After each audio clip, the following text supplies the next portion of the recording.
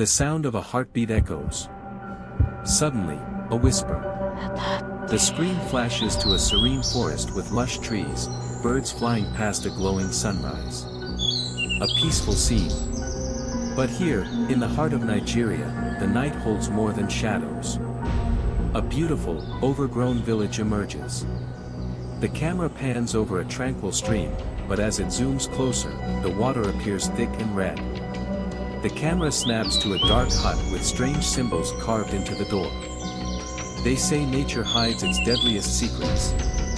And this village is one of them. Quick flashes of glowing red eyes peering through the bushes, footsteps crunching leaves, and claw marks etched into tree trunks. A mysterious figure vanishes into the mist as the sun dips below the horizon. By day, it's paradise.